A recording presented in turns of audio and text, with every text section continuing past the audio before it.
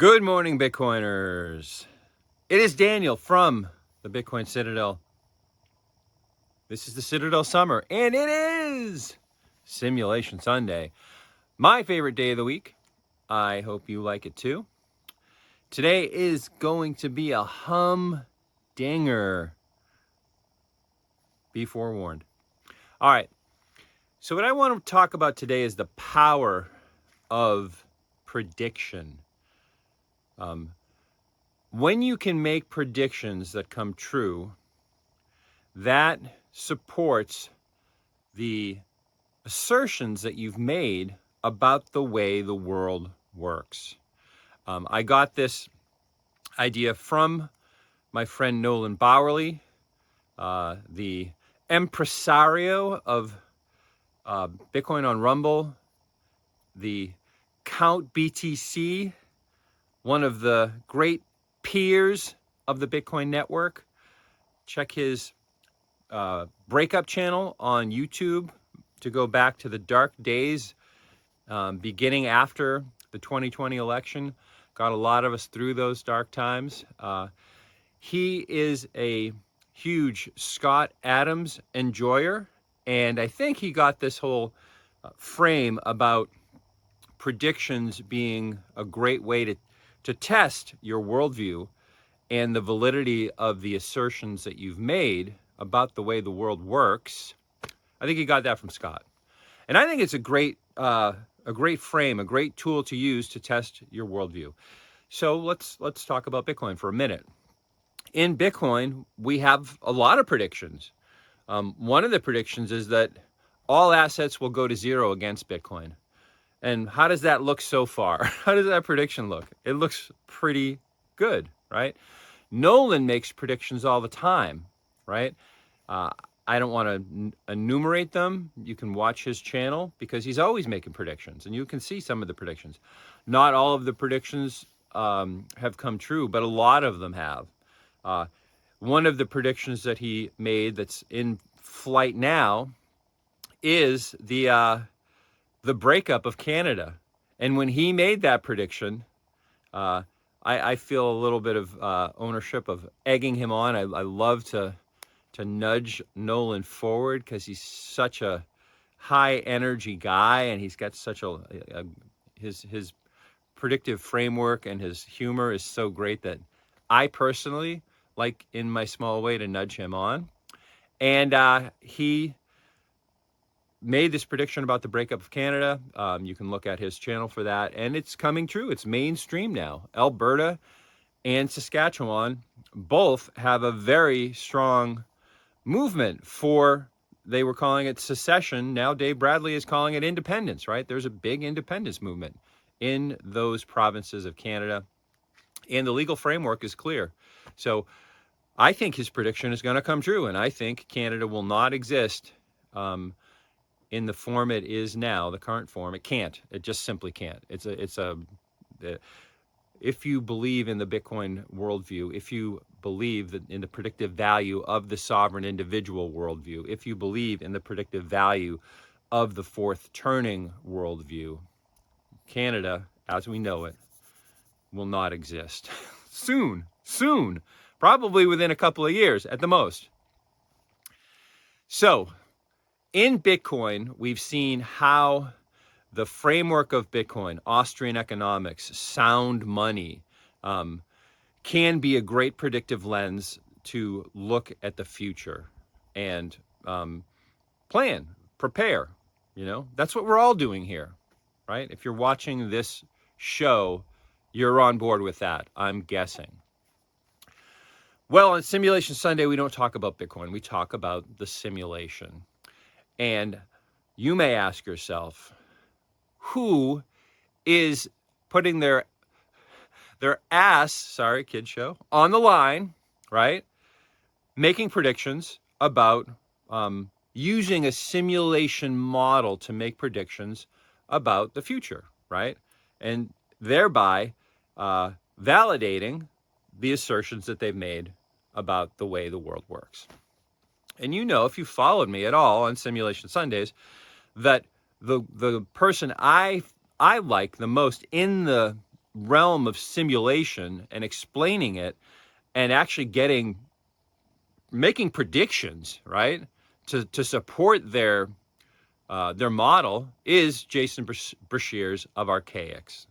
And if you don't subscribe to his YouTube channel, Archaics 138, you're missing out if you're interested in simulation. What makes Jason special? Well, Jason is a chronologist, right? That's where he got all of his information, all of the building blocks of his theory of the world and the simulation and how it works comes from old books, really, ancient books. And he has a whole timeline of the world, of the simulation. And in his thesis, this timeline is like an Ouroboros. And I've talked about the Ouroboros before on this show. And the end, right? The beginning contains the end. It's a circle, right? The timeline. And in his thesis, we're coming up on a big reset, right? 2 in a row, actually, that are going to cycle the world back to the beginning, right? You got to watch Jason's stuff. I mean, he just came out with a video yesterday that is about the simulation and about the timeline that is awesome, right? So if you want to watch a video, I'll link to that one. But it takes a minute. And this is the way I got into Jason. I saw him on a podcast that I liked. It was really before I was totally into Bitcoin. I was on my Bitcoin journey. I was developing my conviction at this time. And he was on a podcast that I like for health, and it was called the Alpha Vedic podcast. And they always have good guests on there. And Bear Lando is the guy who's the main dude, and his sidekick Mike is the tech guy who runs the show, and he's pretty cool too. And they have all kinds of people on there, all kinds of people that are alternative health people and conspiracy theorists and things like that. And it was during the pandemic, I needed some things to, to get through the day. And I would watch their podcast because it was, a lot of it was alternative health. And I knew the mainstream narrative was BS, right? So this was a very entertaining way of learning new stuff. And not all of it, resonated with me. But they had a guy on, and he was Jason Breshears. And it was the first time I'd ever seen him. And here's this guy, to get a little bit of his story out. He was in Texas prison for 26 years. He and a friend of his, not even a friend, some guy he fell in with, stole a young woman's car. They wound up grabbing the young woman, or she wound up getting in the car with them, and it did not end well. Jason brought the girl back to the police station at the end of a harrowing night for her, I'm sure. And he turned himself in. He, brought her back to safety. It's a big deal, big story. He got caught up. This is right around the time when, prison sentences were getting much, much harsher, 30 years ago now. And he got caught up in a whirlwind. He wound up in prison for 26 years. And while he was in prison, he had the advantage in the Texas prison system at that time. They had all kinds of old books there, right? And he was able to read all kinds of old books. He started out trying to validate the Old Testament and the New Testament chronologically, to get to that this was a true story, that these events in the Bible were true historical events, right? And in the end, because he was a Southern Baptist, that's the family he grew up in. In the end, it turned out that he went all the way through that and came out the other side a simulationist. It's an interesting story, and his research is very rigorous, and he is one of the most well-read people in the world. So for me, the first time I saw him, I was like, oh my God, this guy has a Southern accent. He looks like a guy, a big tough guy from prison, right? His voice is I love the way he presents himself now, but then it was a little bit off-putting. I'm like, whoa, what's up with this? But as a Bitcoiner, one of the things that we learn, right, is that you can't judge a book by its cover. Someone doesn't have to be an expert, credentialed person to know what they're talking about. Credentialism is one of the scams, right? It's one of the grifts that the current fiat system uses to perpetuate, right? And Jason is definitely not a credentialist, right? He's not someone who's credentialed, but he has the knowledge. He brings the receipts, and his the depth of his knowledge is apparent. So a lot of people are turned off just by him because they're credentialist people and they can't see past that. I got past it, right? I actually watched him, got turned off, and as Jason says, you come back, right? Because the information is so compelling. So that's where I am now, and I love his material. It's really the only non-Bitcoin videos that I watch. I watch videos occasionally. I still haven't gotten sports ball out of my system completely. So I watch a few videos about disc golf, or when a big, golf tournament is on, or when there's a big sporting event, I may dip in for a little bit, right? That's a tiny amount of the time I spend, a tiny amount of the too much time I spend on YouTube, right? Or on social media. But what I spend time on, as you know, is Bitcoin. And the other side of the coin for me is Jason's ideas and simulation theory. So those are the two things I like. And that's what I find the most entertaining. And that's what gives me the most predictive value, right? If I project using these frameworks, I feel like I can come up with good predictions about how I want to prepare to move forward. So let's get into some of Jason's predictions, because he's really good at predictions. He is. Look at his stuff, you'll see. What I want to specifically talk about today is Jason has been decoding the book of Revelations, right? Because, as he says, you cannot practice exclusions. If you have a framework, everything has to fit into that framework. You can't just pick and choose. So his thesis is that we're in the end times now in Jason's thesis. We got 15 years left, spoiler, right? Before the next big reset. 15 years left before the next big reset. You're going to think about, how does Bitcoin fit into this 15-year time frame when you're done with this video, I guarantee you, right? You're going to at least think about it a little bit. So we're in this end times, and actually in Jason's model, as he's decoded the chronology, the first seal of the apocalypse has already occurred. You lived through it. Congratulations, you survived. It started in 2020. We called it the pandemic. The image, and it was a worldwide event, right? And it had to do with these jabs, right, that a lot of people got. That was the big event, right?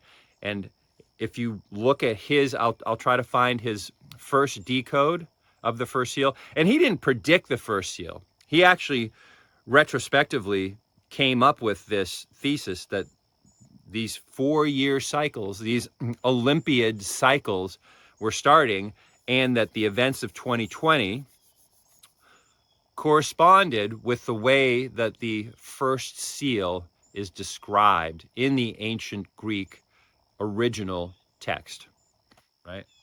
Great video. I'll link to it in the description. Now, after he came up with that idea and he realized it was on a 4-year Olympiad timeline, he is a chronologist. What's the next thing that's going to happen? Of course, it's the second seal will be broken. And the second seal, the first seal is a pale horse, and it has to do with arrows, right? A pale rider with these arrows. The second seal has to do with fire. It's a red horse, or a fiery horse, a fiery rider, right? With and it's supposed to take peace from the earth. And with Jason's decode, it's not some great weapon that's going to be deployed in the second seal. It's widespread small arms violence, and it has to do with fire. Okay, so we're in the middle of that now. It's 2025. The second seal actually kicked off in 2024. And the thing about these seals is, if you look back to the time frame of 2020, there was foreshadowing of the second seal inside the first seal. Think of the Black Lives Matter riots that were all over our country. That was taking peace from the world, especially if you lived in those liberal cities where it was most egregious, right? And there was a lot of fire, and there was, knife violence, right? That was a foreshadowing of the second seal within the first seal. Well, let's look at where we are now. So according to Jason's thesis, we are in the second seal, and peace is being removed from the world, right? And small arms, particularly knife violence and fire, are the vectors that we should be looking at and looking for signs of. We're looking for signs and we're looking for signals. You don't have to look that far.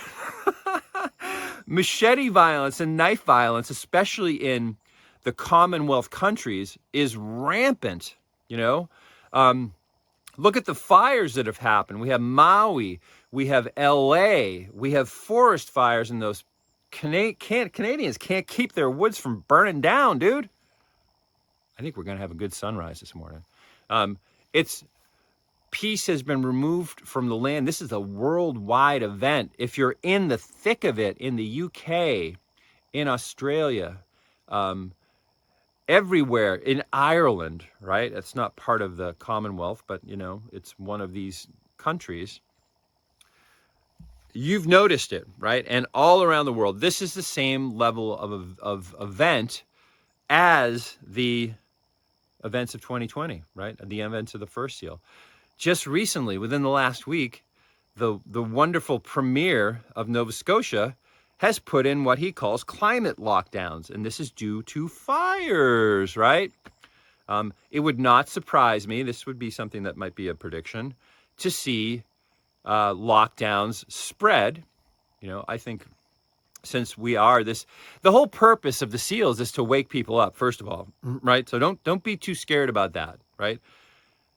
One of the things you should do, I think, to get through these times without blackpilling yourself, because if this is a big deal, right, is to realize, right, that faith is the opposite of fear, right?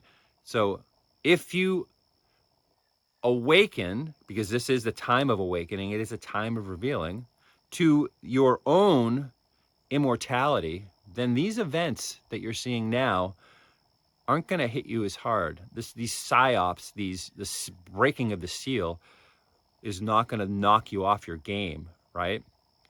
So faith in the oversoul, the immortal within you, right? And your place in the world as a playable character, as the center of your own universe, you know, fall back on that. Look at the beauty of the world, you know?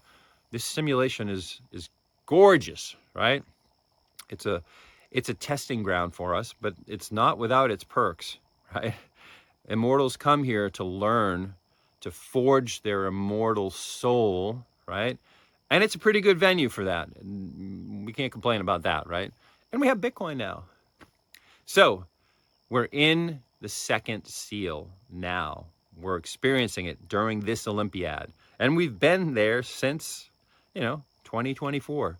What are the foreshadowings of the third seal, right? Because we should see foreshadowings of the third seal here in the second seal, just like we saw foreshadowings of the second seal while we were in the period of the first seal.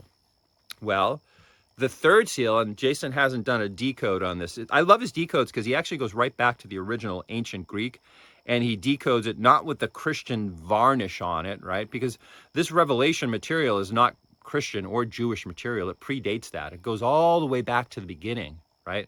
All the way back.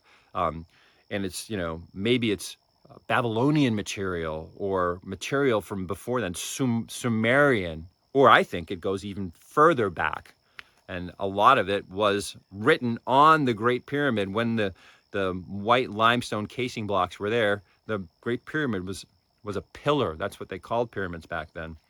And on pillars, you had sacred writings. And on the Great Pyramid, there's evidence that there was sacred writings and that all of the sacred texts that we have in the world came from those writings that were on the pyramid. I know I just blew your mind.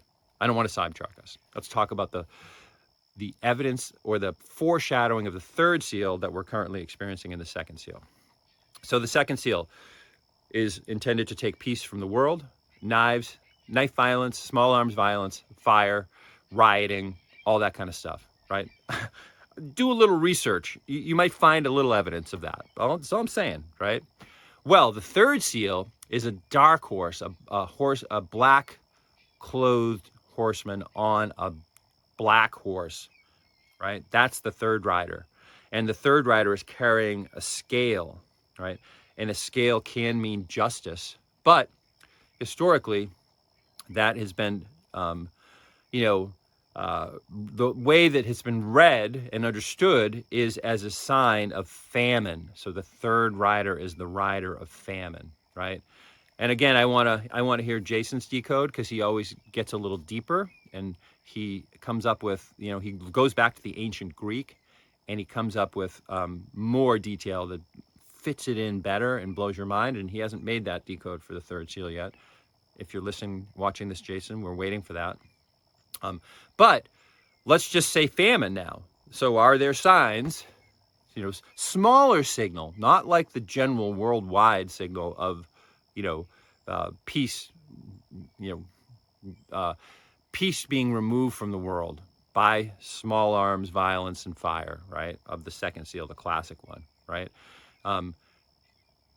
Are there signs of famine? And all you got to do is look at what's happening in Gaza right now with the Palestinian people. And there is your Black Lives Matter, right?